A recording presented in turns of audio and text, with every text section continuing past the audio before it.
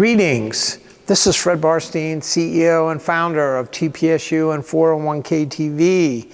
I'm here on the beautiful campus of North Carolina State in Raleigh with our esteemed TPSU adjunct lecturer, Andy Ingram. Welcome, Andy. Thank you. It's been excellent. Appreciate it. Okay if we ask you a few questions? Absolutely. Before we do, tell us a little bit about yourself and your firm.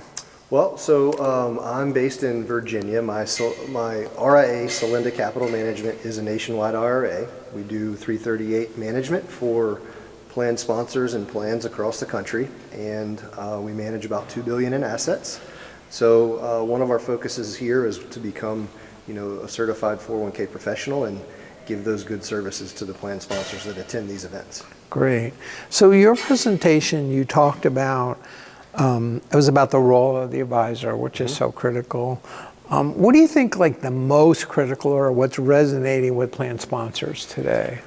Well, I think on the heels of both last year's and this year's Fidelity survey was that participant outcomes were the number one thing that people were focused on. And so to piggyback onto that is, how do you get them to that successful outcome? And part of that is the wellness and then the planning that goes into it. And so one of the statistics that I saw was that 70+% of participants in plans want that service, but only 25% are giving it. And so being able to present to the folks here that the critical component of wellness, and it can be customized to their participants and the labor group that they have. Right.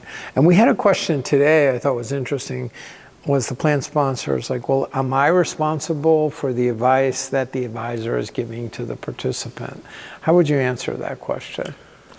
Yes and no. I mean, they still have to, monitor what's happening. They have to be aware of what information is being presented to their participants. But to have the service and put that person in that position, yes. Yeah, and just to make sure, they're qualified and they're doing their job. They don't have to be in every conversation. Correct, yeah. Right, as long as they verify and are documenting that.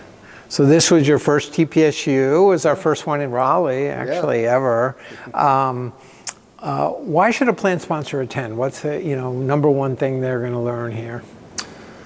I wouldn't say there's number one thing. I said they really just learn what they don't know. I mean, out there's so many components to a plan, and we went over what a specialist advisor has over top of a generalist advisor, and there's 6, 7, 8 components that a specialist advisor gives to a plan sponsor or helps them with in the form of organization, compliance, governance, those type things.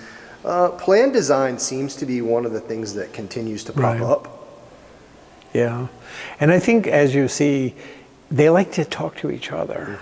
They don't get a chance. One of the plan sponsors I was interviewing one time said, I was just so glad to know I'm not the only one who's screwed, and because they're thrown into this ERISA liability and all these different rules and regulations, and they're overwhelmed. So it's good to know.